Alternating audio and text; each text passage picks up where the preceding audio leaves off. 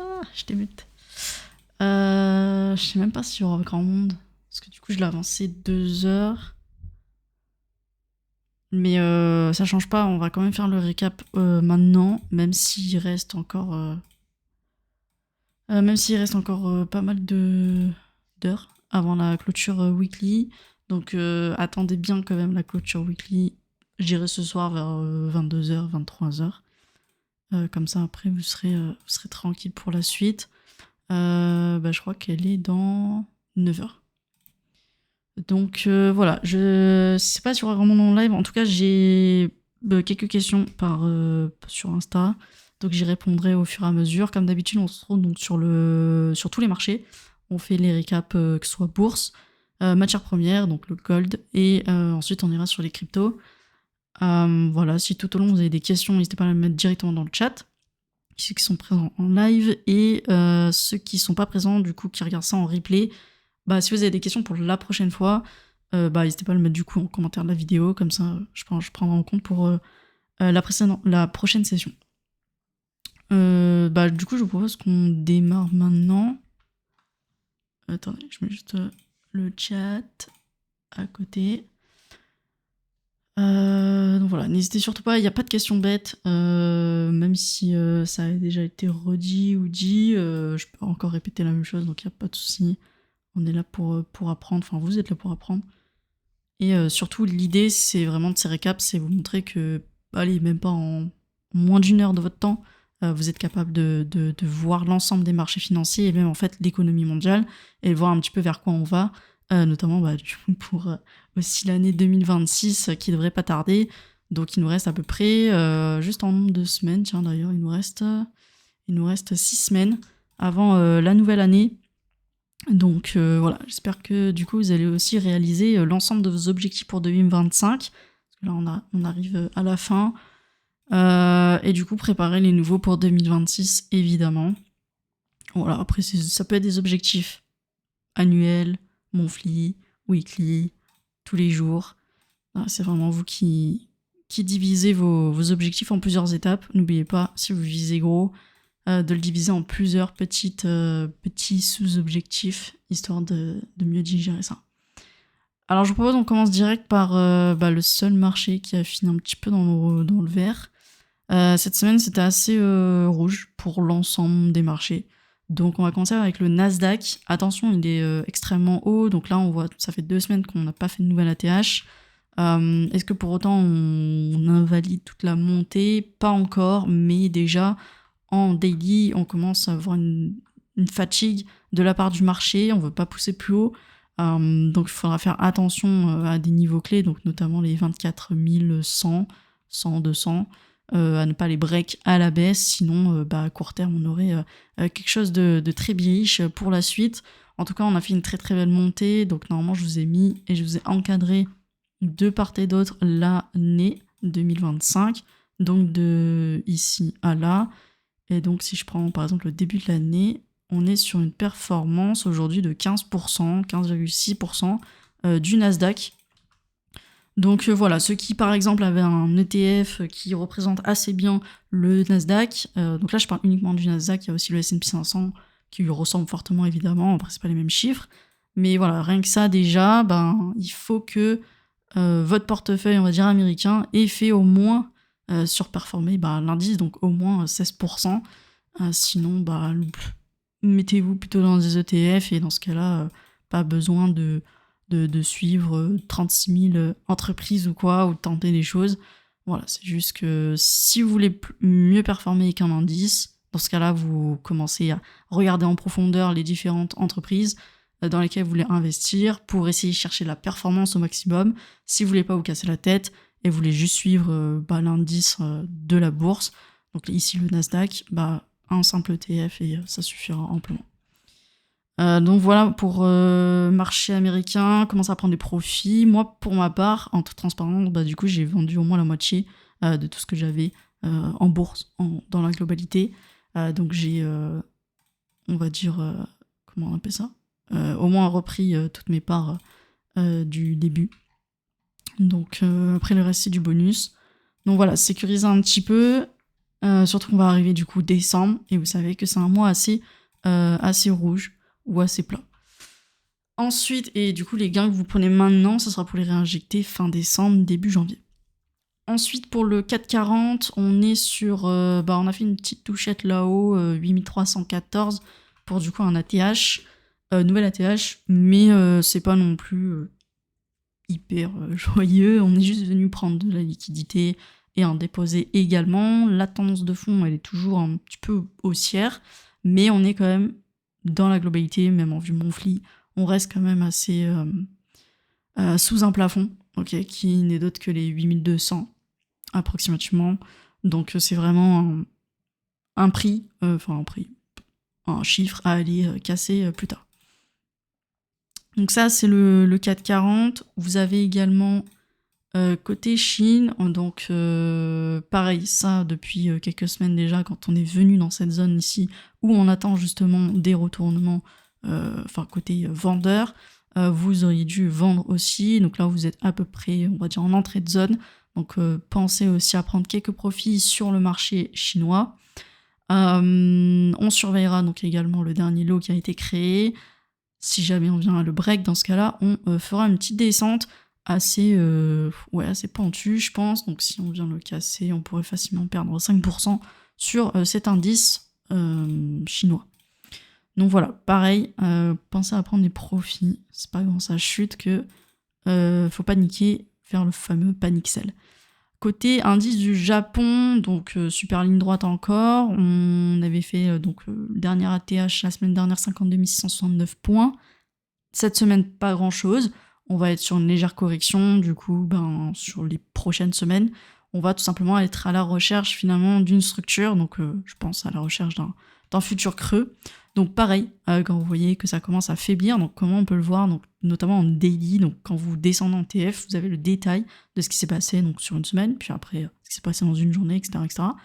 Et ça vous permet de voir un petit peu vers quoi on va, et un petit peu les jours où justement on a essayé d'être très très vendeur là-dessus. Donc sortez pareil un petit peu de cash si jamais vous avez des actions côté Japon. Voilà, parce qu'en cas de chute, vous pouvez très bien vous repositionner sur un peu plus bas pour pouvoir bénéficier de la continuité haussière. Voilà un petit peu comment on gère ça.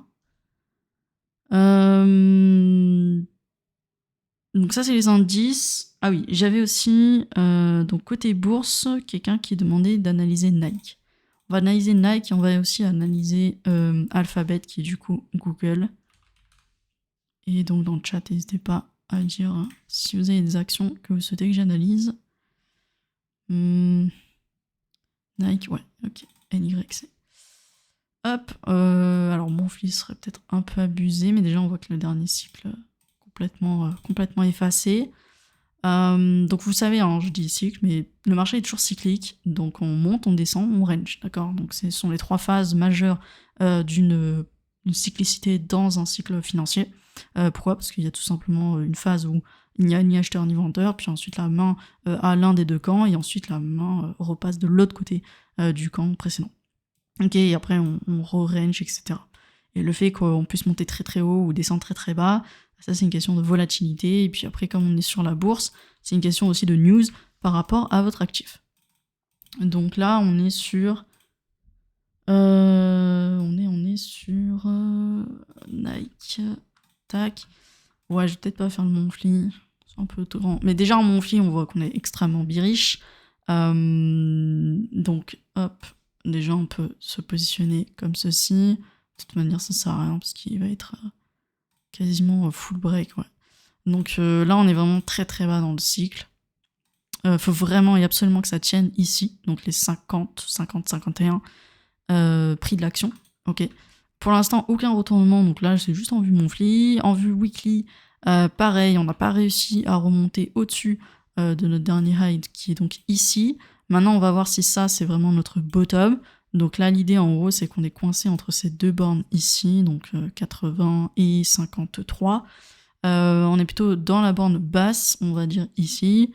Donc faudra juste attendre qu'il redescende un petit peu. Est-ce qu'il va venir chasser un petit peu de liquidité sous ce bloc là, ou est-ce qu'il va réussir à remonter? Ok, si jamais il remonte, À ce moment-là, on verra s'il fait une simple chasse à la liquidité ou alors il nous montre des signes vraiment très bullish pour essayer de repartir à la hausse et donc inverser à plus long terme sa tendance de fond qui est toujours bearish et qui pour l'instant est déjà full. Y a rien à dire. Donc voilà. Et donc il m'a demandé, il y a une zone achat en vue monthly. La vue monthly, à mon avis, t'as pas dû prendre la bonne, mais si je prends déjà en termes de, enfin juste la dernière montée qui est du coup ici à là, de tout ce bloc, de tout ce cycle ici, on est bien en dessous de notre zone d'achat potentiel. Je pense que tu as dû prendre du coup un truc un peu plus large. Ouais, je pense que c'est celui-là. Donc lui, en fait, c'est tout simplement un cycle en année. Donc pour ça, vous pouvez très bien mettre 12 monthly comme ceci. Et vous avez la cyclicité en année, donc il est même un peu plus grand ici. Donc oui, effectivement, en termes d'années, depuis que ça existe, on revient sur normalement des zones où on attend des gros acheteurs pour pouvoir défendre en fait leur investissement de toutes ces dernières années. Donc on va voir un petit peu où est-ce que ça mène, mais pour l'instant c'est extrêmement bearish et on le voit en plus depuis 1, 2, 3, 4 années de suite. On fait vraiment une dégringolade, donc on a perdu 61%, donc c'est énorme. C'est énorme, donc vous voyez même sur des actions en bourse, on peut faire des bear market, hein. Et on peut voir notre actif chuter de moins 60, moins 70%. C'est juste qu'en crypto, ça va beaucoup plus vite. Voilà. Donc, extrêmement bearish. Moi, j'attendrai juste une stabilisation. Là, si c'est vraiment son bottom, il va dans ce cas-là rentrer en range. Et dans ce cas-là, à toi de voir si tu veux le jouer dans le range, si tu veux le trader dans le range, ou attendre justement une sortie de range à la hausse pour pouvoir investir dedans.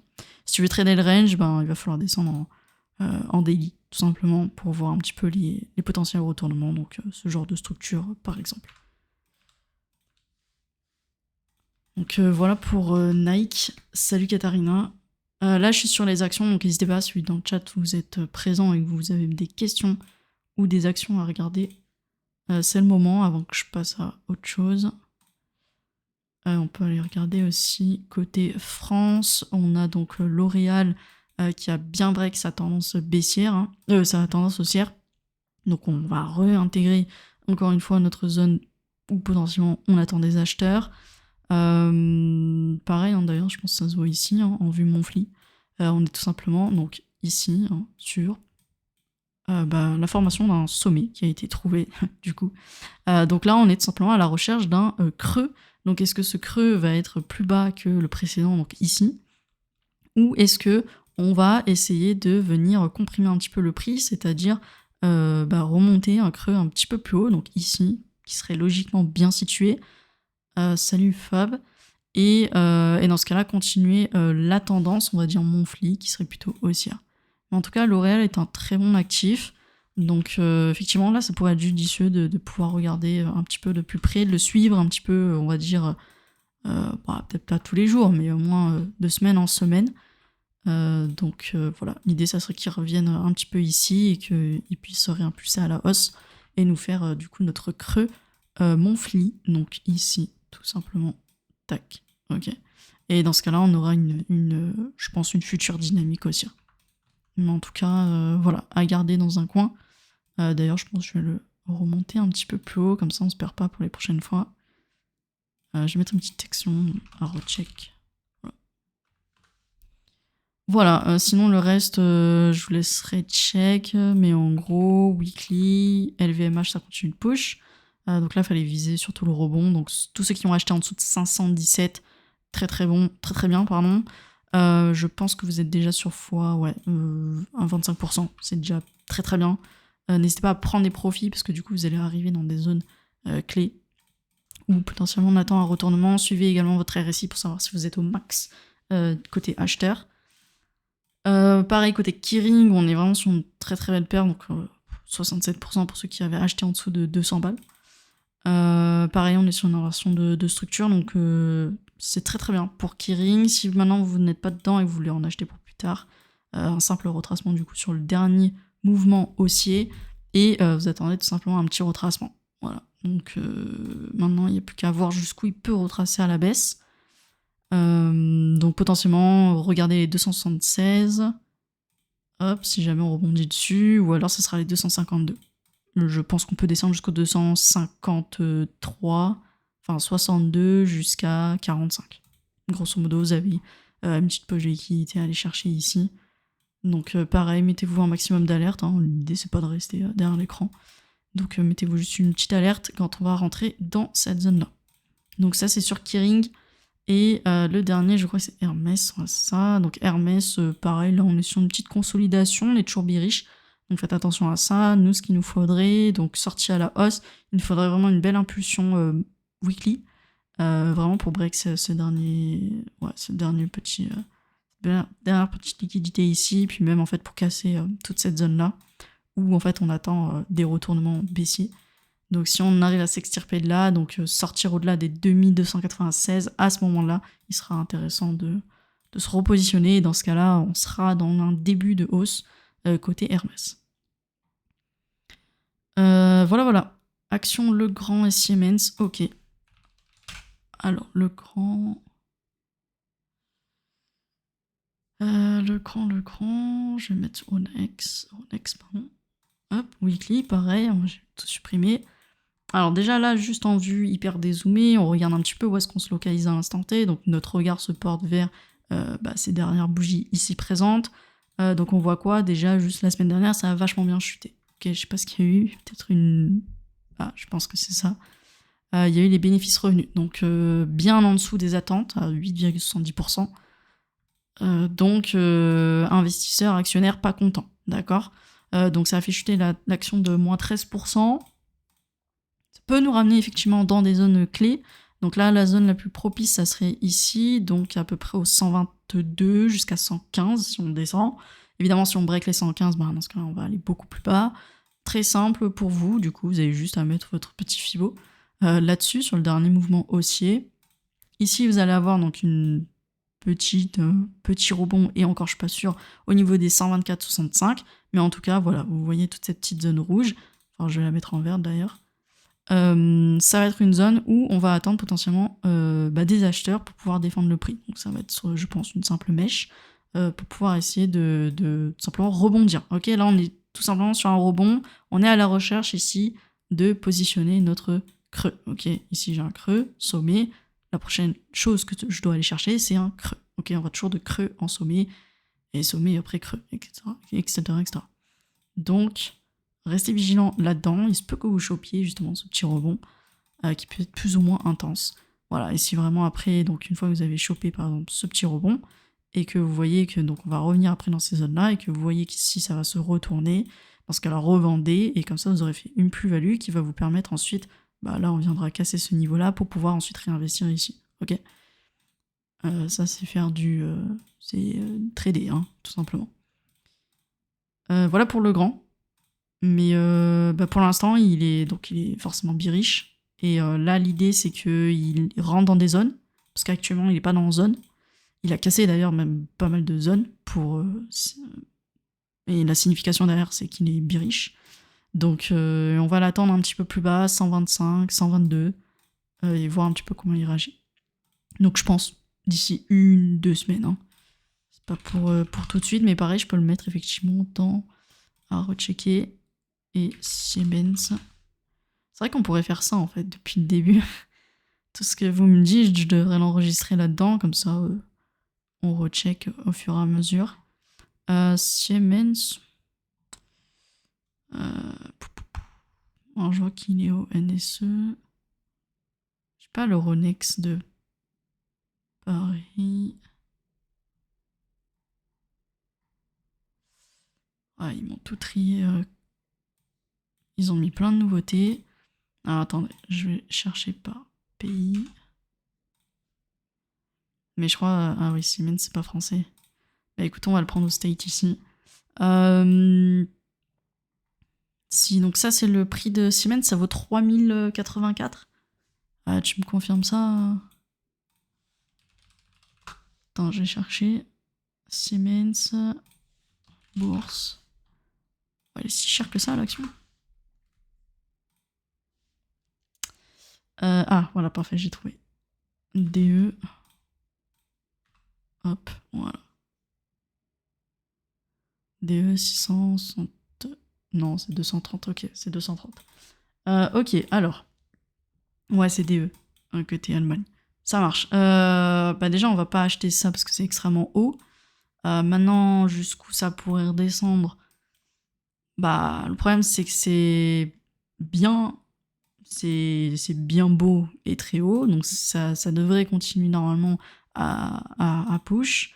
Maintenant, donc là je vois quoi, ça c'était avril, donc ça, là c'est vraiment, ça c'était vraiment la bénédiction quand il y avait les droits de douane machin qui sortaient et tout, et que le marché avait vachement chuté. C'est vraiment là où il faut réagir le plus rapidement possible.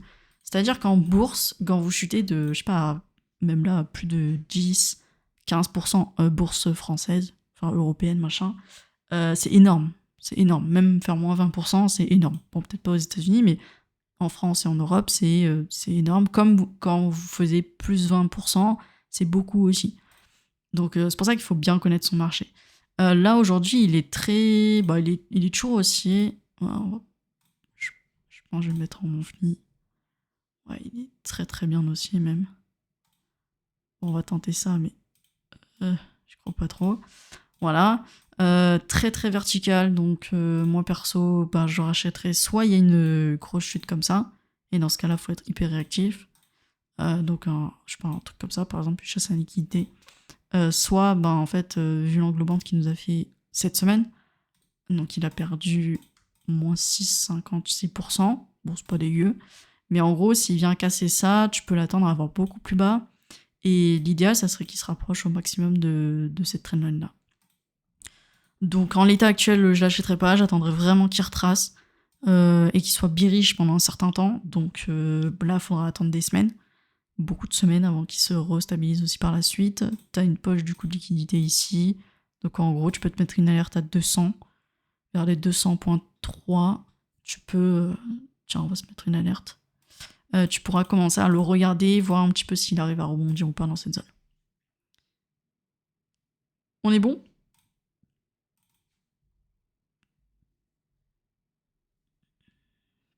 C'est bon pour les actions. Je vais passer à Gold. Je crois qu'il n'y a pas grand chose à se dire. Ouais. Bah, si, quand même. Ouais, il a fait un petit move assez, assez tricky. Que signifie cette semaine, d'accord ? Donc, cette semaine, certains, je pense, l'ont vu aller monter très très haut. Donc, effectivement, il est monté très haut, il a fait plus 6%. Et donc, je crois que c'était vendredi. Je dis pas de bêtises. Ouais, jeudi et vendredi, on a perdu 2%. Où là, on a vraiment eu une force vendeuse. Ok. Donc, en fait, ce que ça signifie, c'est que ici, on veut pas aller plus haut que ça. Ok, on est juste venu clean un maximum de liquidités. Donc, des liquidités, un trou que vous avez retrouvé ici. Donc, ça marche très très bien. Donc, pour l'instant, juste en daily, on est bloqué ici, parce qu'on est en top d'une montée. Donc, vous allez ranger un certain temps avant de reprendre une autre direction. Donc en fait, en vue weekly, vous êtes toujours haussier, sauf si évidemment on passe en dessous des 3928.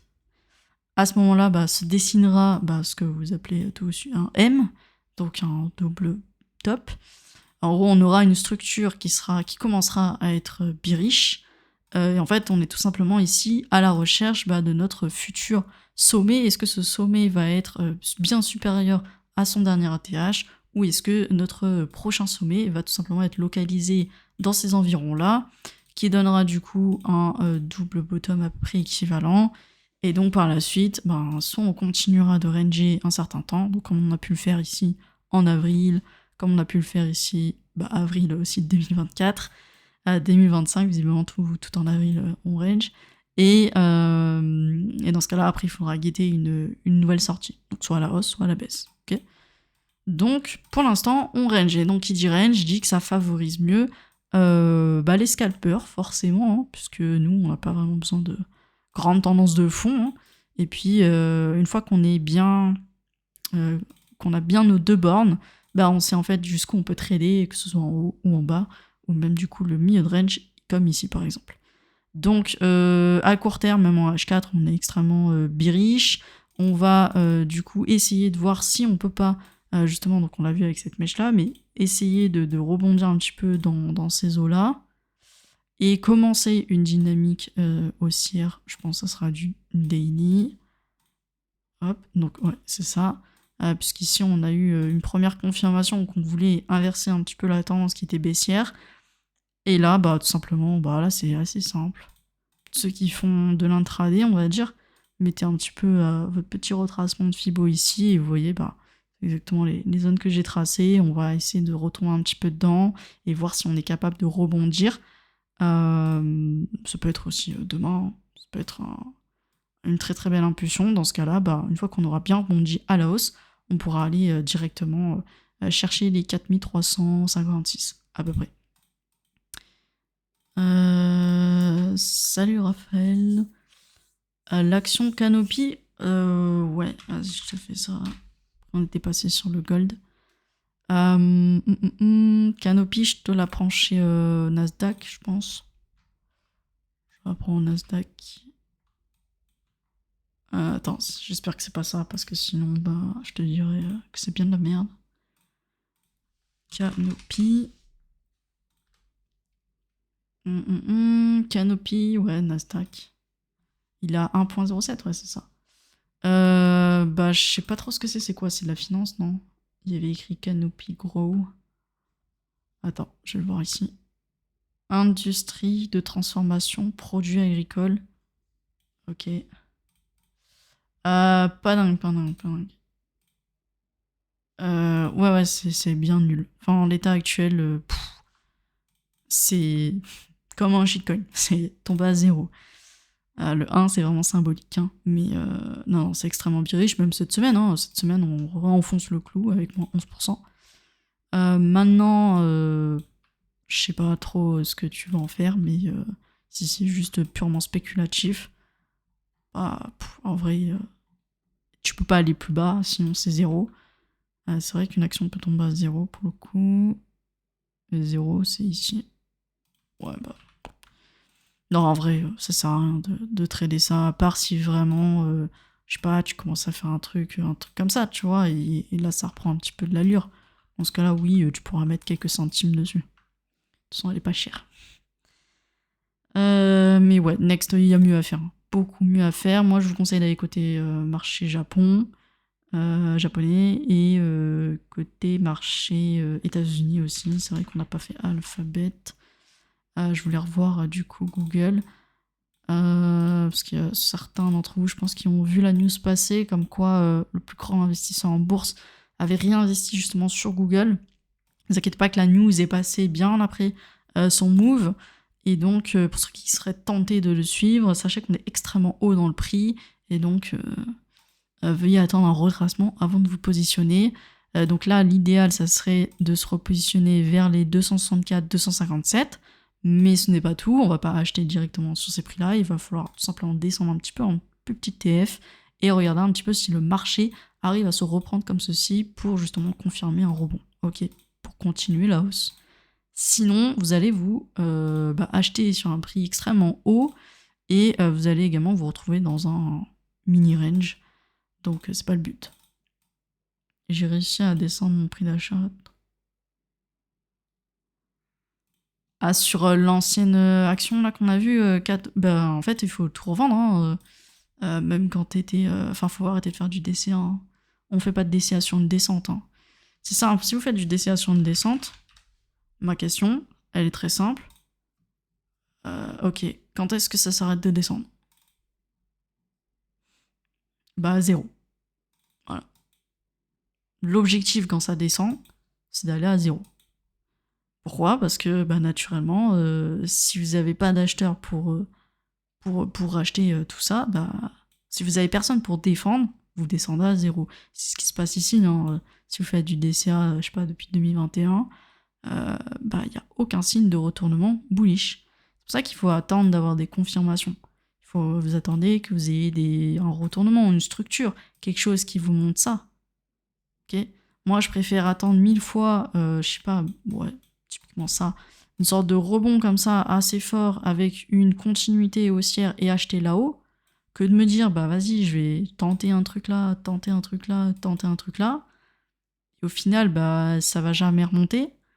Alors que là, bah, là, je suis sûre que bah, on est dans une continuité haussière et que bah, j'ai toutes mes chances. En plus, j'ai plein de trucs du coup, plein de liquidités à aller chercher en haut. Donc, au moins, je suis sûre à 110% que je suis dans la bonne direction. Voilà, la direction ici depuis 2021, elle est baissière. Pourquoi vous achetez? Si la main est au vendeur et que vous n'êtes pas Warren Buffett ou je sais pas qui, et que vous arrivez avec des milliards, ou vous rachetez même la boîte, bah ça sert à rien. Donc allez sur un truc qui a fait ses preuves aussi, hein, sur, on va dire, les 5 dernières années. Regardez bien l'historique des 5 dernières années, peut-être les 10 dernières années si c'est vraiment une très vieille compagnie, mais au moins les 5 dernières années. Est-ce que ça a été bullish ou est-ce que ça a été bearish? Là, si je prends bah, aujourd'hui, je remonte ici, enfin même les 5 dernières années, ça fait à peu près ici. C'est un actif qui est extrêmement négatif. Personne n'est dessus. Personne. Comment trouver marché action japonais en croissance? Alors, tu as un screener.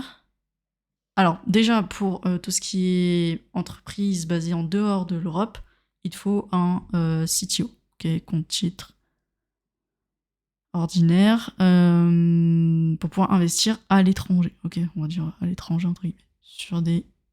Sinon, tu vas dans le screener ici. Tu fais une watchlist, donc... attends, je vais tout enlever. Mais en gros... Alors, c'était mieux avant. Je t'avoue que c'est bien mieux avant. Mais en gros, tu peux ajouter des filtres et tu peux aller chercher, je sais pas... pays. Je sais pas s'il y a pays. Non, il n'y a plus. Bah, il faudrait trouver ici, là-dedans...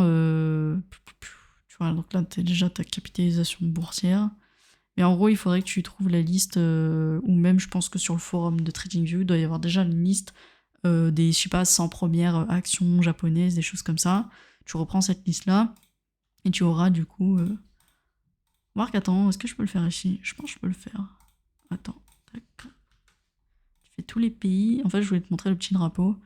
Avant, c'était bien mieux, mais là, ils ont changé leur screener. Et donc, si je marque Japon, hop, voilà. Ouais, tu vois là, alors, les bourses traditionnelles, on va dire, récentes, donc Japon, Chine, même tous les pays en voie de développement, là, genre Mexique, tout ça, ce sont des numéros.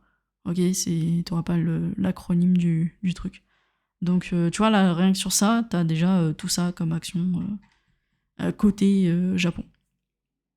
Donc là, l'idée, ça serait bien de le mettre dans une liste. Donc soit tu fais ça, après tu fais CTRL-A, je pense, et tu peux le mettre dans une liste. Donc tu te crées une nouvelle liste, voilà, etc. etc.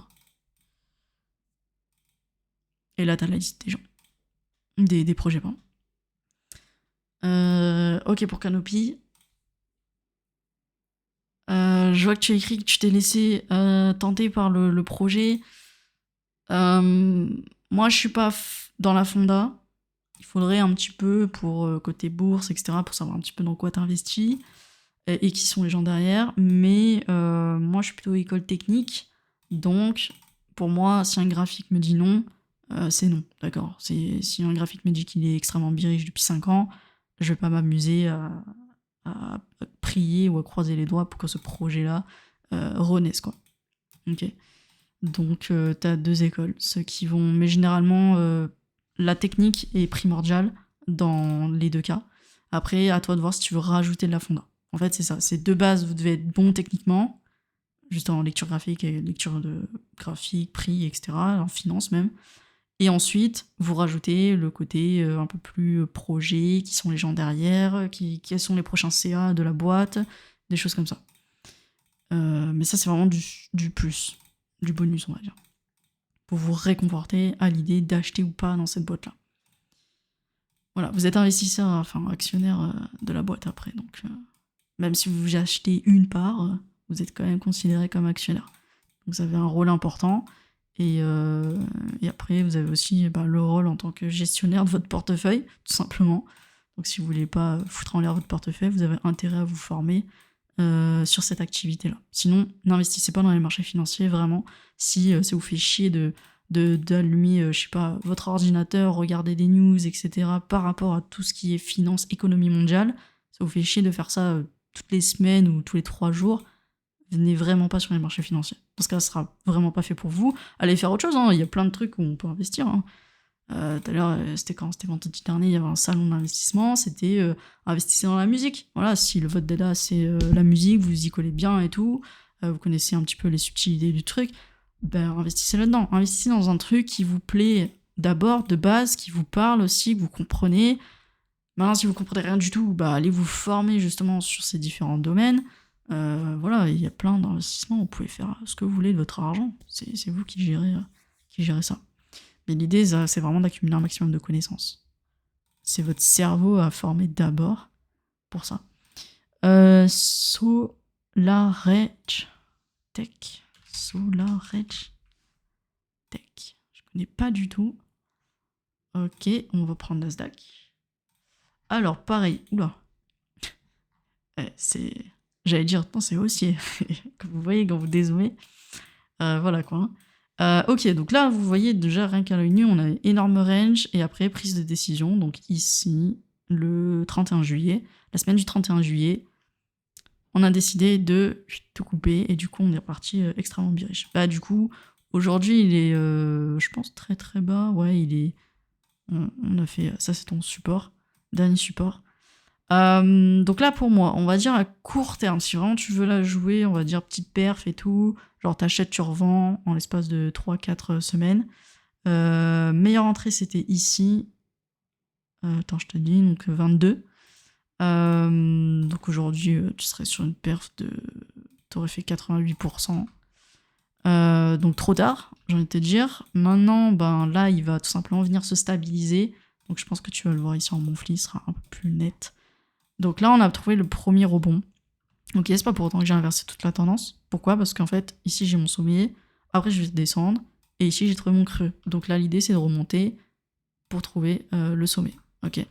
Et ensuite, bah, évidemment, ça serait d'aller trouver un creux plus bas que le précédent. Mais on verra un petit peu dans le temps. Pour l'instant, il est très haut par rapport à son plus bas. Maintenant, c'est extrêmement bearish. Et voilà, ça donne pas trop envie d'investir dedans. Donc voilà, c'est pas fou. Je t'ai dit, l'idéal c'était $22, grand max. $22. Donc en gros, ça te fait la sortie de la petite zone d'accumulation ici. Là, tu sortais, prise de liquidité, là, tu ressortais, t'attendais le retracement. Et puis donc voilà, c'est à peu près dans ces eaux-là que tu aurais dû te positionner ici, à peu près. Voilà. Je suis rentré à 15. Bah très bien, du coup t'as fait au moins x2, donc normalement t'es à BE, ton prix d'entrée, et le reste que du bonus. Et après tu coupes, je sais pas, toutes les... Ça dépend de toi. Si tu veux, en fait, après c'est tu te payes. Donc tu veux te payer tous les X paliers, voilà, après c'est toi qui vois. Évidemment, si tu connais un petit peu l'analyse technique, tu vas savoir un petit peu dans quelle zone on va pouvoir un petit peu revendre. Donc là, tu vois grossièrement, bah de là à là, tu as toute une zone de vente, donc c'est exactement ce qu'on est en train de faire. On est en train justement de se retourner dedans. Si jamais on vient break et on va aller beaucoup plus haut, bah du coup, tu auras une autre plus grande zone un peu plus haute ici, à 82,55. Voilà.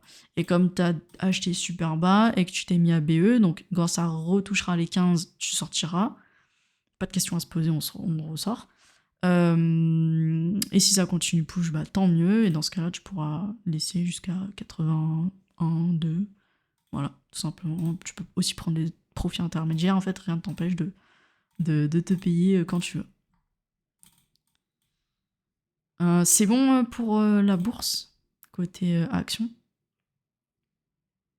On a fait le tour ? Ou vous en avez d'autres ?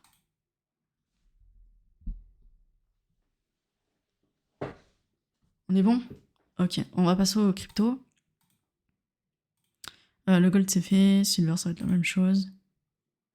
Juste un petit coup de DXY. Ok, il est stable. Pas de souci à se faire là-dessus. Au niveau des news pour la semaine pro, je crois qu'on n'a pas grand-chose de toute manière. Donc le shutdown est levé aux États-Unis. Donc rapidement, c'est quoi le shutdown ? En gros, c'est la moitié de l'administration américaine a été mise en stand-by. Et donc, ça nous permettait pas de faire, si vous voulez, tous les chiffres qu'on connaît, donc soit les chiffres de l'inflation, les chiffres des jobs, est-ce qu'il y a eu création de nouveaux jobs ou pas. Enfin, c'est en gros comment est géré le pays, tout simplement. Sans ces chiffres-là, forcément, les investisseurs sont dans le flou, ne savent pas si ils sont positifs ou négatifs. Ils ont du coup relevé le shutdown, donc c'était cette semaine, et malheureusement, le jeudi du coup dernier, on aurait dû avoir les chiffres justement de octobre-novembre, enfin de octobre, du mois d'octobre, complet, et en fait on les a pas eu parce que je pense qu'ils sont extrêmement mauvais, et donc pour ne pas faire peur aux investisseurs, ils ne les ont pas sortis, ok? Parce qu'en gros, si un investisseur vous lui dites rien, il est dans le doute, mais c'est pas forcément pour ça qu'il va appuyer sur sell.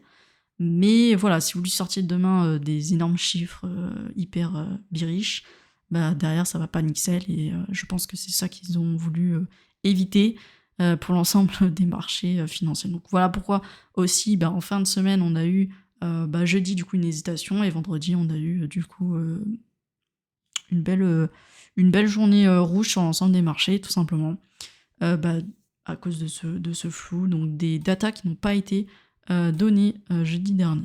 Donc là, on va voir un petit peu cette semaine. Je pense qu'il n'y aura pas grand-chose.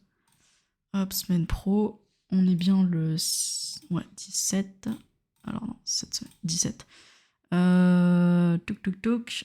Donc PIB au Japon, je pense qu'il va pas bouger. Mardi, il n'y aura rien. Donc lundi, rien. Mardi, rien. Mercredi, IPC côté euro et GBP, Grande-Bretagne. Minute Fed d'ailleurs, ouais. On verra un petit peu ce qu'il nous dit, lui. Lui, par contre, je pense qu'il a les chiffres. Le mec de la Fed, dans la Powell. Donc 21 mercredi, on est devant l'écran, on regarde un petit peu ce qu'il va nous dire. La dernière fois, il était assez pessimiste, moi, je trouvais. D'ailleurs, sur les marchés, ça fait bien ressentir.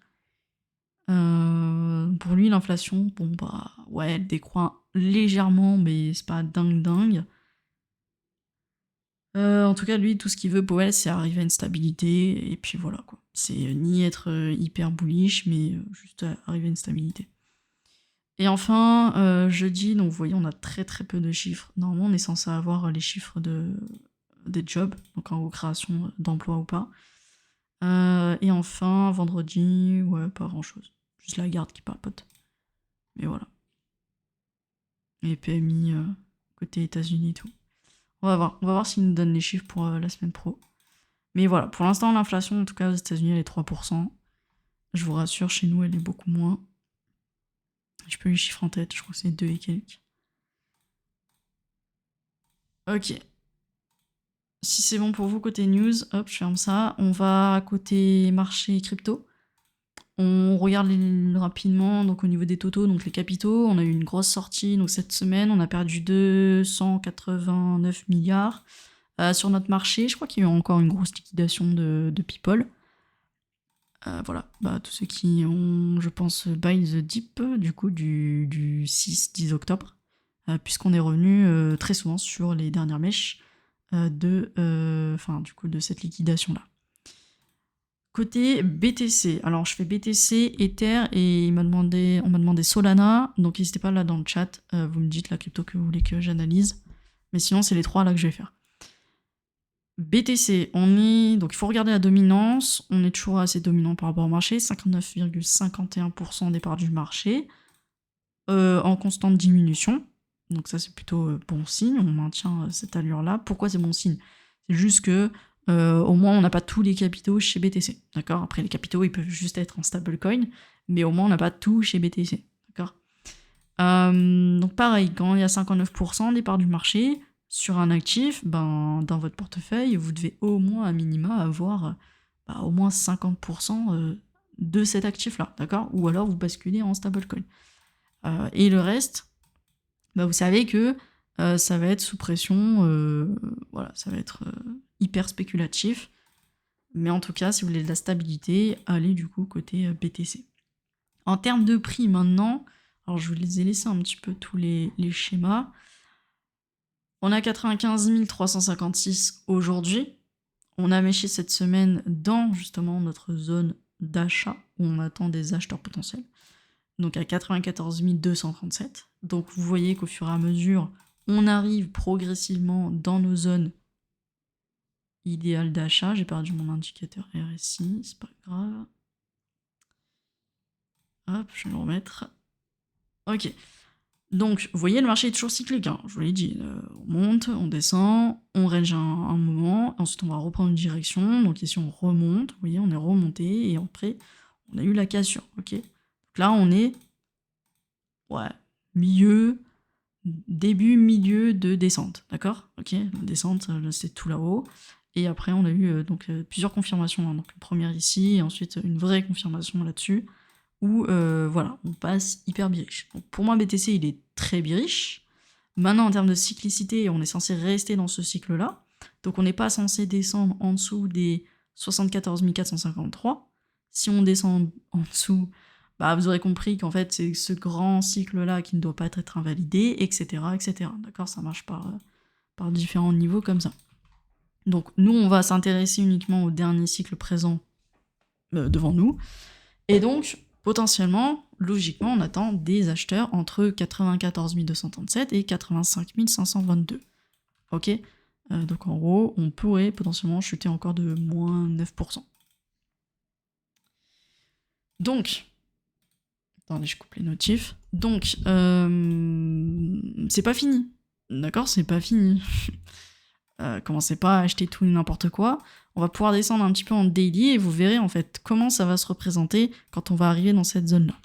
C'est très simple. Pour ceux qui étaient d'ailleurs là en 2020... Attends, c'était où ici, là, 2022-23, on avait justement le même scénario. Hein. C'est toujours la cyclicité.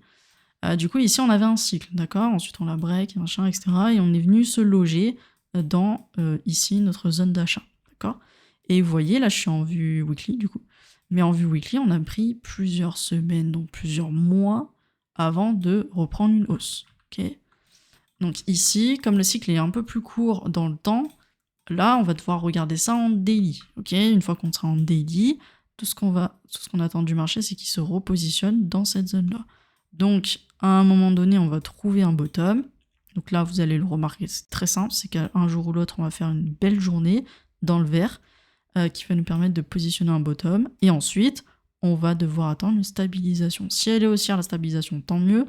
Sinon, il faut qu'elle soit latérale comme ceci. Mais en aucun cas, il faut qu'on ait un truc comme ça. Ok ? C'est de la pure logique. Il n'y a pas besoin de faire un bac plus 5 en trading ou je sais pas quoi. Donc vous avez différentes zones. Faites abstraction des zones vertes. C'est juste pour moi. C'est tout simplement les zones d'achat. Il n'y a rien de fou là-dedans. Donc voilà un petit peu ce qui nous attend sur BTC. Donc on est, alors en vue weekly, hein, on est vraiment au début, quasiment au milieu, on va dire, du mouvement baissier. En vue daily, on va savoir si on arrive ou pas à se stabiliser dans cette zone-là. Si on n'arrive pas, t'inquiète pas, de toute façon je le dirai sur Telegram. Je vous dirais que dans ce cas-là, il faudra quasiment tout revendre si jamais vous êtes exposé évidemment sur le marché crypto. Moi personnellement, je ne suis pas, j'ai pas de BTC, j'ai pas d'Ether. Voilà, j'ai que du truc stable dedans, donc c'est tout. Et je fais que du trading, donc moi personnellement, je suis pas impacté. Maintenant, si vous avez une vision très très long terme et investissement, sachez qu'on va arriver dans des zones, oui, d'achat. Maintenant, il nous faut des acheteurs. Ok, c'est pas vous, les acheteurs, à vous tout seul. Il nous faut des gros acheteurs. Ok, donc patience. Tao et Render. Ok, on fera Tao et Render après. Tao, de mémoire, il est pas fou. Voilà pour BTC. Ether, il est où? Il est ici. Ether, on va refaire le même scénario, d'accord? Donc Ether, il est différent de BTC. Il faut savoir que chaque crypto est un petit peu différente. Ether, à long terme, on est sur une stabilisation, donc ça se voyait à partir d'ici, hein, de là à là, grosso modo. Vous êtes sur une grande stabilisation, parce que c'est une grande amplitude, mais malgré tout, on a une bonne structure qui ne doit pas être invalidée. En gros, ici, on va trader en fait dans ce cycle-là. On ne doit absolument pas dépasser les 2116. Okay, si on dépassait en dessous des 2116, ça pue fortement, d'accord? N'oubliez pas, n'importe quel projet crypto peut descendre à 0. Il suffit qu'il n'y ait plus personne qui achète, ça finira à 0. Pareil, on va descendre en DI, donc weekly, je pense que tout le monde l'a vu, hein, donc lui il est bearish depuis le 22 septembre 2025. On a cumulé à la descente comme ça, ok, à la US, on descendait en petit escalier, ce qu'on appelle les order blocks de continuation baissière. Et donc là, on est venu atterrir directement dans notre zone d'achat, ok. On est en zone d'achat, oui, il faut penser à acheter. Maintenant, est-ce qu'on va acheter maintenant ou plus tard ? C'est toujours pareil, c'est une question de prise de risque. Est-ce que vous avez toutes vos confirmations nécessaires pour pouvoir avoir le go à l'achat ? Nous, tout ce qu'on voit en daily, c'est qu'on est toujours bearish. Si je voulais inverser ma tendance, il faudrait que je remonte jusqu'ici, donc au niveau des 3652, ce qui ne sera pas forcément le cas, pas tout de suite.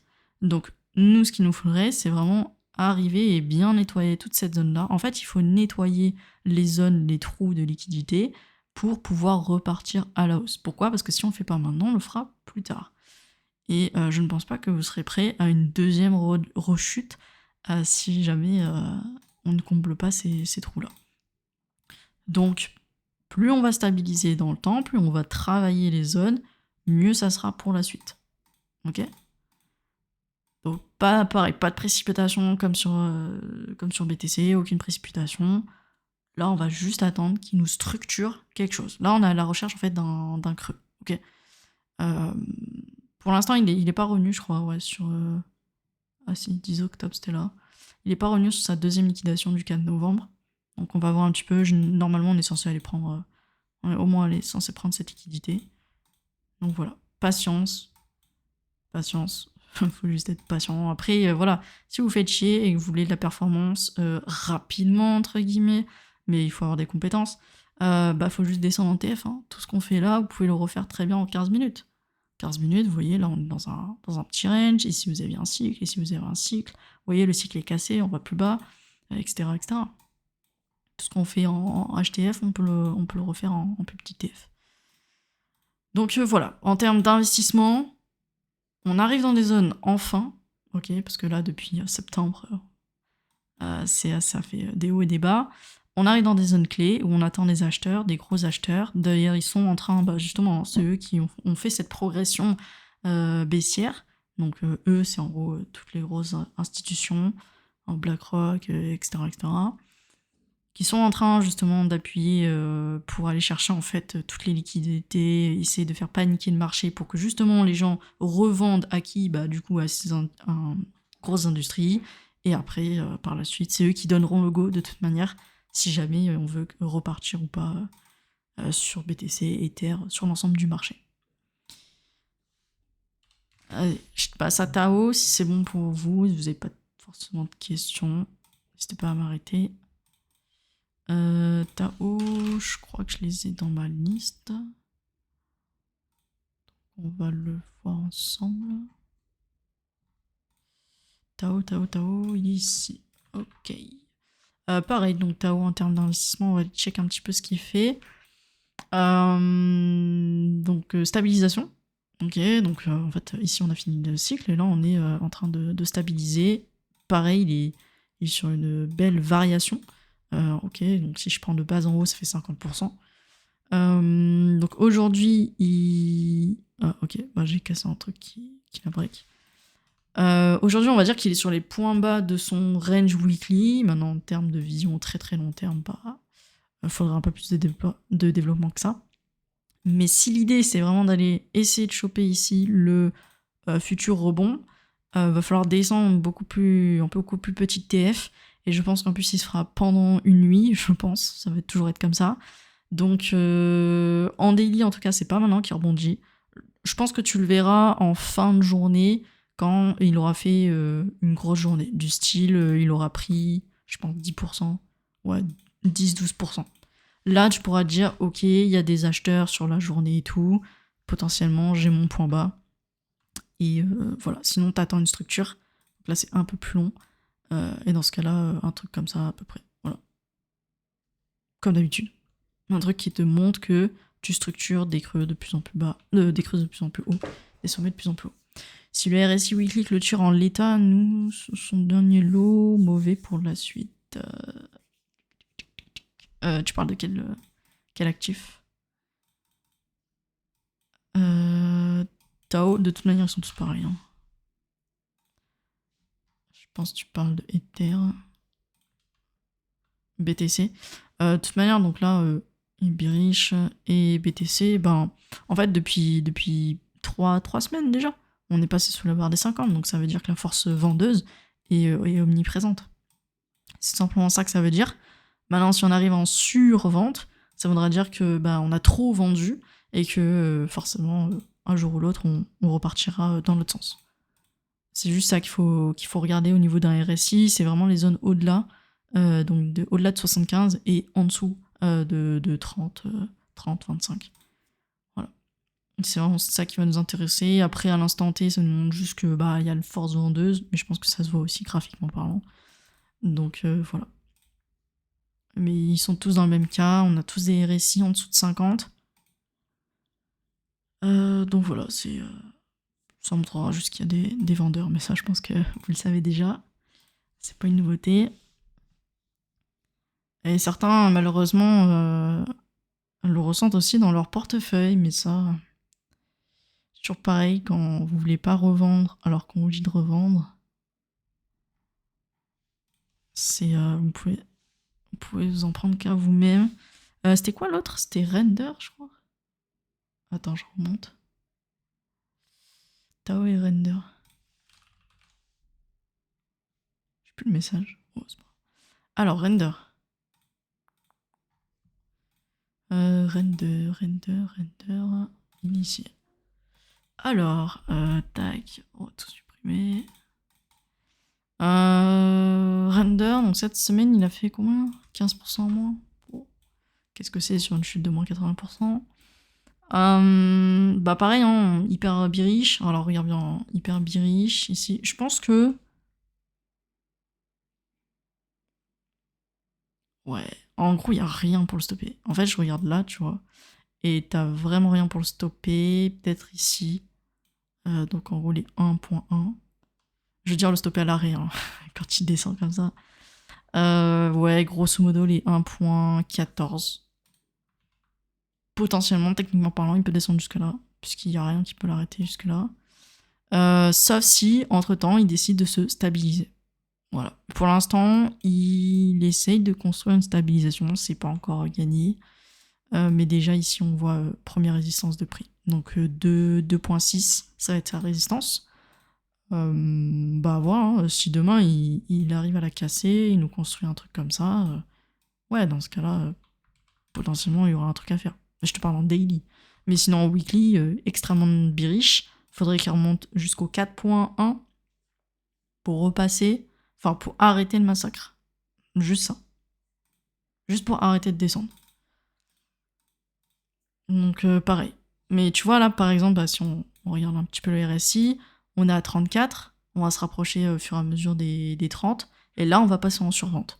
Donc en gros, ça veut dire que ils ont encore beaucoup de marge avant de les vendeurs, avant d'arriver en survente. Voilà. Vous pouvez regarder la même chose en surachat. Hein. Donc en gros ici, vous étiez en surachat. Regardez un petit peu l'équivalent en graphique. Bah, en fait là, c'est qu'on pousse un prix, mais on est hyper acheteur sur le truc. Et donc le biais psychologique, bah, c'est que ça s'appelle du FOMO tout simplement. Et donc après, on repart dans l'autre sens. Voilà. Donc Render, patience, si un jour il décide de se retourner. Ether Sol. Mais de toute manière, vous inquiétez pas, vous le verrez. Enfin, là, en plus, ce sont des analyses en weekly, daily.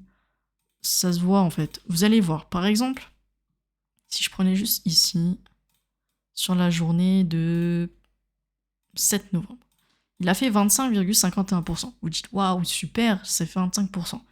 Ok, mais en fait, c'est 25%. C'est normal de faire une grosse perf quand le prix, il vaut 1 $, 2 $. C'est facile de doubler en passant de 2 à 4, plutôt qu'un BTC qui doit passer de 95 000 à son x2. Vous comprenez le truc? Après, il y a aussi le market cap, machin, etc. Plus il y a de market cap, plus ça va être difficile d'aller chercher de la haute performance. Donc, c'est logique, d'accord? Donc, les chiffres sont les chiffres, d'accord? Mais regardez en fait l'allure, la tendance de votre actif, tout simplement. Ces 25% ont permis de faire quoi? Est-ce que ça a permis de ravaler toute une descente? C'est-à-dire même sur la journée ici du 10 octobre, on a fait moins 30%. Pensez que ces 25% qui sont extrêmement bas en plus ont permis de ravaler cette descente-là? Non, donc les vendeurs sont toujours présents là-dessus. Donc même si votre actif, il y en a certains, je sais pas, qui valent des centimes, ils font 100% en une journée par exemple, et pour autant, c'est pas pour autant qu'ils ont inversé toute leur tendance.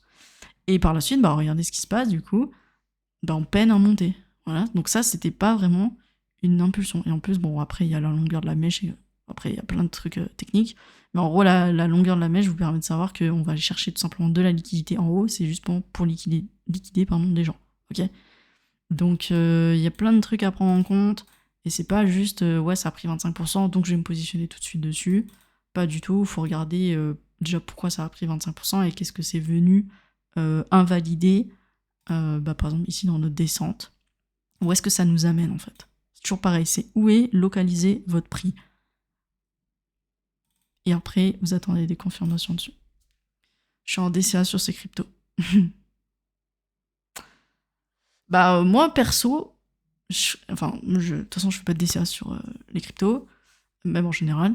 Je préfère en fait, tu vois, c'est de se dire, tous les mois par exemple, je sais pas, ça perd 10%.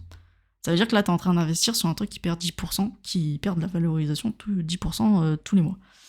Ça serait en fait de se dire, je vais attendre justement des confirmations, des entrées de zone, etc. Parce que là il est pas en entrée de zone. Et tu vas garder en fait tout cet argent-là, et quand tu auras une vraie confirmation ou tu sens que, tu verras qu'il y aura un bottom, de toute façon ça va se voir. C'est pas, ça se voit, tu vois. Par exemple ici, t'as très bien compris que t'as marqué un bottom, d'accord? Là potentiellement tu pourras te positionner, et en plus avec tout l'argent que t'as pu garder, et comme ça t'auras un prix moyen d'achat qui sera bien plus inférieur à ton DCA habituel. Voilà. Ça s'appelle juste faire du DCA intelligent. En gros, c'est investir quand ça fait des phases de range, quoi. Quand c'est en train d'accumuler, ou même des petites accumulations aussi. Ça peut être un peu plus intelligent que investir quand ça descend. Voilà. Mais du coup, si c'est tous les mois, il suffit juste de regarder en weekly. Ah, il y a eu la pub. Ah ouais, ça fait 1 heure, ouais. Et donc ouais, non, je disais, je suis pas trop DCA, vaut mieux garder ses sous et sniper la meilleure entrée possible, quitte même si ça se retourne, je sais pas, si, tu vois, t'attends 2 semaines, et limite investir là, que plutôt faire du DCA là-dessus, et en fait, tu te retrouves avec une moyenne qui est vachement haute là-dessus. En fait, t'es perdant dans tous les cas, donc vaut mieux garder ses sous pour pouvoir investir le plus bas possible, en fait, tout simplement. Donc voilà. Et aussi, savoir sortir. Parce que même ceux qui font du DCA pour acheter, ils savent pas sortir. Là, par exemple, tu vois, on a fait un support, on la break. C'était quand, le 13 octobre, en semaine. Bon, ça annonce la couleur. Donc, ne pas hésiter à sortir pour acheter plus bas.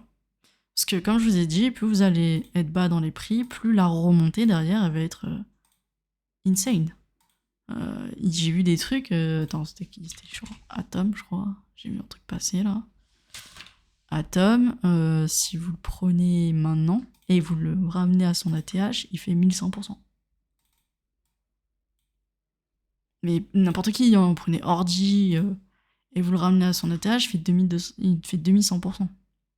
Donc, n'hésitez pas à couper pour racheter plus bas. Bon, après, on rachète sur confirmation, mais ça aussi, faut pas hésiter à couper. Même, en fait, c'est inadmissible que vous perdez 30%, moins 30% sur un actif. Bon, sur un shitcoin, c'est différent, vous pouvez perdre jusqu'à moins 50, moins 70% parce que c'est hyper volatile. Mais sur un actif crypto assez lambda, c'est inadmissible de perdre moins 30% dessus. C'est quoi, je vous confie de l'argent, vous perdez 30% bêtement là-dessus. Enfin, même plus de 30%, parce que certains sont à moins 70, moins 80% sur certains de leurs altcoins. C'est des gens qui ne veulent pas vendre. Mais il faut apprendre à vendre, comme il faut apprendre à acheter. C'est facile d'acheter. Tout le monde peut appuyer sur un bouton acheter. Et psychologiquement, les gens ont du mal à appuyer sur le bouton vendre. Je suis nulle en trading et en analyse de bas, donc je me suis dit... non, ça c'est ce qu'on t'a vendu. C'est pas le plus simple. Le plus simple... Le plus simple, c'est... Je sais pas, ou taper sur YouTube, tu vois. Si tu veux un truc simple, tu fais analyse simple, je sais pas, début de technique pour les nuls. Et tu vois, et je cherche une vidéo en speed, c'est fait. Hein. Alors, par exemple, j'ai fait des vidéos sur YouTube totalement gratuitement. Tu vas dessus, tu prends, allez, 2-3 heures, tu mets en x2, et puis voilà, t'as un minimum de connaissances. Et tu l'appliques à la liste de tes actifs. T'as juste ça à faire. Fais du DCA quand la hausse reprend avec les analyses hebdomadaires, tu vois. Ouais, et puis ouais, bah c'est ça. En fait, si tu sais pas, bah tu viens toutes les semaines. Toutes les semaines, et on fait le point. C'est pour ça que je pose des questions. Là, on n'est pas trop nombreux, donc ça va, tu vois. Y a pas tout le monde qui déboule avec ces dizaines de cryptos, donc on peut prendre un peu plus de temps là-dessus. Ouais. C'est fait pour ça. Ouais. Mais après, c'est de votre responsabilité d'apprendre, en fait. D'apprendre à gérer un portefeuille. Même pour vous, hein. Juste pour vous, déjà. Après, vous aurez peut-être le portefeuille, je sais pas, de quelqu'un de votre famille, par exemple, etc., etc. Après, peut-être vous y prendrez goût.